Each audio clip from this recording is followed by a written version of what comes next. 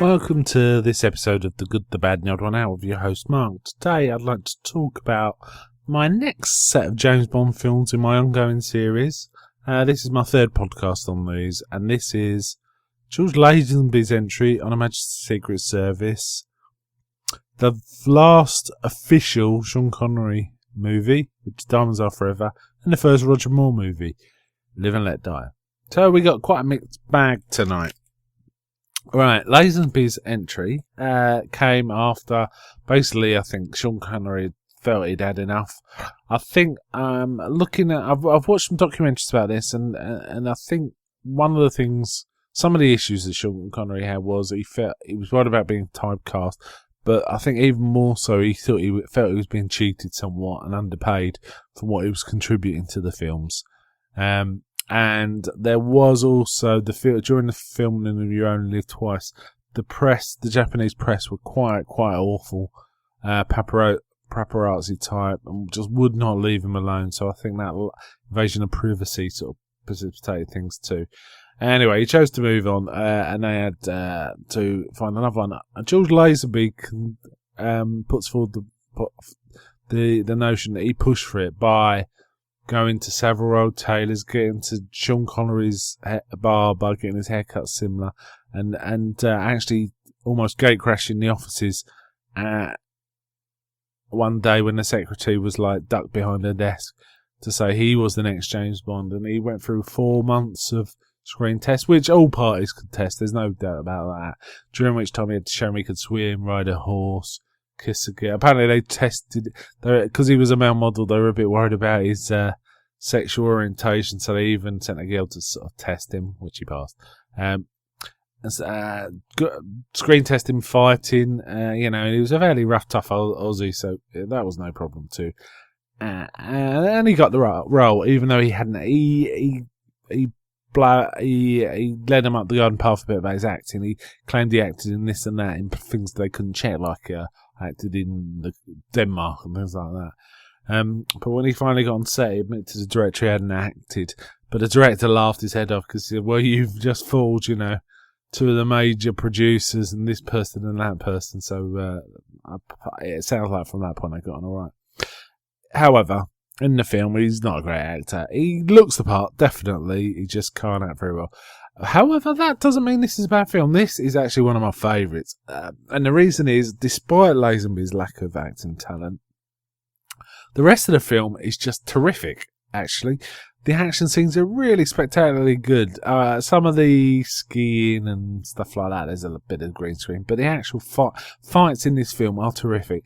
Now, it's my understanding that George Lazenby didn't know you lay off stuntmen. So he would lay it into them, and they'd equally oblige. Once they started getting punched, they would punch back, and he didn't mind.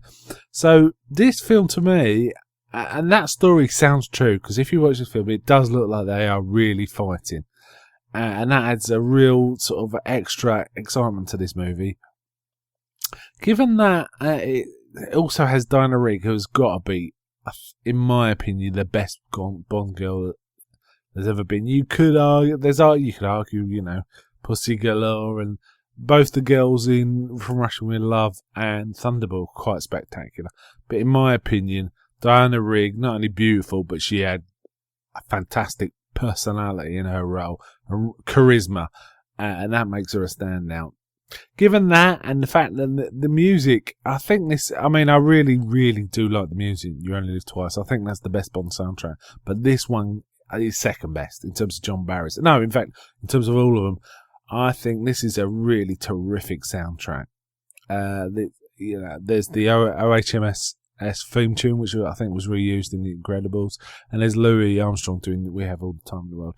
Given also the film has one of the few times Bond dips into his emotional reserves, which doesn't really happen in any other films. The only other films this really happens in my opinion, are Skyfall, which is one of the reasons it's such a good Bond film, and some in License to Kill, which makes that quite an interesting film, and probably the one film where I think they got closest to the literary Bond in terms of character. Sorry, not the one, but certainly the one where I think they got the closest. This film generally fantastic. There's lots of Bond girls in this. There's a whole bevy of them, including Joanna Lumley and an actress, a lady who used to present things when I was a kid on a TV show called Magpie, who's called Jenny Hanley, who's a beautiful woman, and she's one of the lovelies that Blofeld's supposed to be giving treatment to, but he's actually using them as brainwashing them and using them to sort of spread disease, biological warfare agents. Spectacular film, really like it. It used to be massively underrated as a film, but I think in recent years people are recognising it for what it is, and it just works. It's a really, really good film. It's one of the long ones, because one of the reasons is the whole film, I think it takes about half an hour before Bond gets into the main story. There's a whole romance at the beginning with Diana Rigg, where Bond is sort of wooing her. Her father, who's like the head of the French mafia, is kind of encouraging it because his daughter's suicidal, so it all makes sense. So this is one of the few Bonds where there's genuine emotion, and there's a sort of, it's not in that isolated world of discontinuity that Bond kind of can exist in. There's real emotions here and real events that affect Bond in a significant way. Really enjoyed this film. I give it 75 out of 100. I think it's certainly in my top 5 of Bonds. Okay, after this, Lazenby unfortunately ducked out. Well, maybe you're fortunate, whatever. Ducked out, which was kind of a shame because they were obviously trying sort of different, slightly more experimental, playing about with Bond as a character for a bit. And it would have been interesting how they'd have gone with that for the next one. But anyway, Connery comes back because they offered him a lot more money. And now I have read they actually donated all his profits from this, all his fee from this film to a Scottish boys charity. So it wasn't necessarily about the money for him. I think it was more about the fact that he felt he was being cheated rather than he wasn't being paid enough. If that makes sense, which is a different thing entirely. This film, it's got its problems. Great theme tune. It looks kind of cheap compared to some of the others. It looks like a more slapdash effort, and then it's just not sharp. So whereas Goldfinger or something like that. And I think this was directed by the same guy that did Goldfinger, so it's quite a surprise. In its earlier films, James Bond was wearing several rose suits, really sharp suits. In this, they look like they're out of Marks and Spencer's or a cheap tailor's. They don't look like James Bond suits. They look like anyone's suits. And there's other little things. There's things like there's a fairly good car chase in this through Vegas.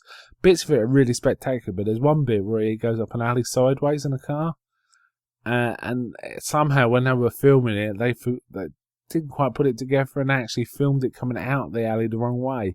And rather than go back and fix it, they come up with a cheap solution where the car appears to suddenly change from one side to the other going down the alley, which is really odd. And something, funny enough, until it was pointed out to me, I never noticed, and I'd seen the film 3 or 4 times. But there's things like that. Having said that, there's some good stuff in there. The girls are really good in this. Jill St. John's got a lot of personality. She's not a patch on Diana Rigg, but she's got a lot more personality than often comes through in James Bond films, and I liked that. And also, there was another actress in this who played the character Plenty O'Toole. Lana Wood was the actress, Natalie Wood's younger sister, I think. Yes. And while she wasn't in it very much, she was very sexy, and she had a real personality that came through.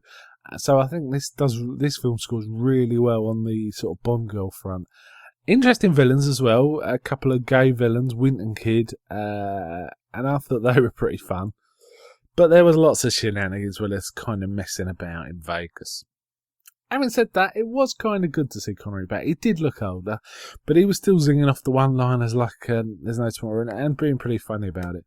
Charles Gray played Blofeld in this one. It was funny because he actually played a completely different character, an ally of Bond, called Henderson in You Only Live Twice. So it's kind of weird they brought him back to play Blofeld. And there were some funny tricks where, like, Blofeld was getting plastic surgeon copies of himself, and they had these voice boxes in that could mimic over his voice, so it's hard to tell. So in fact, in 2 occasions we think Bond may have killed Blofeld, and it turns out he hasn't. They're just copies. One of the actual dispatches of Blofeld I really find entertaining. It's right at the beginning. He pushes what he thinks is Blofeld into boiling mud and says, "Welcome to hell, Blofeld." I can't do the accent. I really like the delivery of that line, the way he does it. And there's some other fun stuff. There's like it's kind of funny that he gets beat up by 2 women at one point, Bamber and Thumpy. That's kind of fun, but he manages to beat him in the end. And it's all sorts of fun. The ending is a letdown in terms of the climax part of the ending, where he's destroying Blofeld's base, because we've gone from really cool stuff like empty volcanoes or things on the top of high mountains as bases, and we've gone to an oil rig which just looks cheap. And we don't actually see what happens to Blofeld other than the Bond uses his he's got a little like submarine craft that looks kind of ridiculous, frankly, as like a wrecking ball, but we don't actually see what happens to Blofeld. Yeah, didn't like the climax. Like the final scene though. The final scene involves Bond and Tiffany Case, Juice and John on a slow boat home, on a cruise, but Winton Kid pretending to be waiters intrude, and that final scene, I quite like that final scene, but the bigger action piece, not great. Not a bad film though, not a bad film. I can't remember if I said it on a Majesty Secret Service. I'd give 75. Diamonds Are Forever, I give 67. Not bad, not great. It was kind of, Connery did come back in a non-Eon film, Never Say Never Again, and we'll get to that. And I'm kind of glad he came back just to see him one more time. But this was okay. Right. Next film we get to is, and this is quite a good podcast really, it's nice to see 3 different Bonds in one go, it's kind of cool, is Roger Moore's first entry, Live and Let Die. Now, watching this film back, and I have seen it many times, I must have seen it 10, maybe 15 times, I am very impressed with how well Roger Moore comes out in this. He is a different Bond. He doesn't convey the same sense of toughness at all. He doesn't even convey the same sense of intelligence as Connery, I don't think. Connery could do a thinking man when he had to. He didn't have to very often because he sort of got by on other things, being tough. But Moore didn't have any of those. But what he did have is he had the same level of calm confidence. And if anything, he stayed calmer under pressure than Connery. He also had excellent delivery of the one-liners in these earlier Bonds. He's zinging them off just as well as Sean Connery ever did. And he feels to me, I have heard it described as, Connery's the school bully, Moore's the school prefect. And there's a bit of that, but there's also a bit of, he's very, very calm. And he's lucky. He gets lucky. He gets out of things by being lucky. He's naturally lucky. That's how the character's coming across in this one. And it works. As well as all that, we have a fantastic song. Fantastic. I think it's a lot of people's favourite. It's my second favourite because I like You Only Live Twice better as a theme song. However, it's a really terrific theme song. And that helps. The whole voodoo thing kind of helps. This is essentially almost like a blaxploitation film, a high-budget blaxploitation film where the lead happens to be a white guy. It's kind of like that. The script moves along at a fair pace. There's great action sequences that kind of are not just there. The plot isn't there. It doesn't feel like it's there just to get you between action set pieces. It kind of feels organic and whole. I really enjoyed it. In terms of action, there's some really famous ones. The boat chase is probably the most famous one because it is the best boat chase that's ever been put on film, in my opinion. Having said that, I can't think of many others, but this one is the real standout for me. Love this. But there's other great set pieces. There's the escaping the crocodiles. There's the whole thing in the flying school where Bond's trying to escape being shot by taking control of a small light aircraft and kind of knocking the wings off of it and doing this thing. It's kind of fun.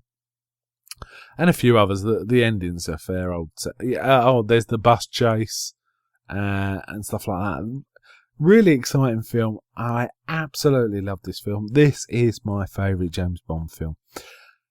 You could, there is a case to say, well, Roger Moore trumped this with some of his later films, specifically Spur Love Me, really. That's the one that usually gets held up as like the apex. And while I do like that film, for me, Live and Let Die is the number one James Bond film. I give it 84 out of 100.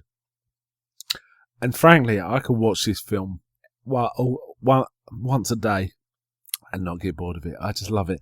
The other thing is the henchmen have got charisma. Teehey's great.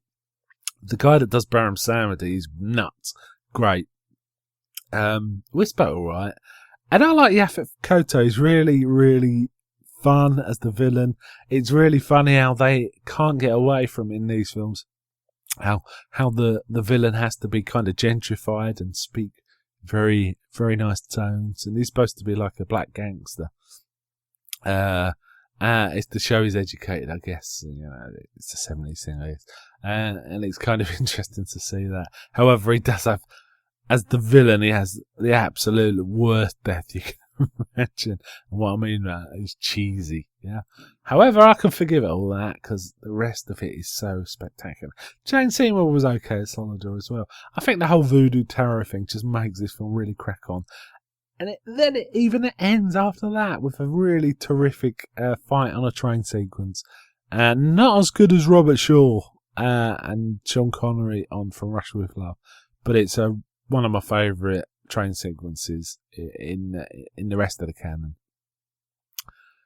Okay, so that covers those three films.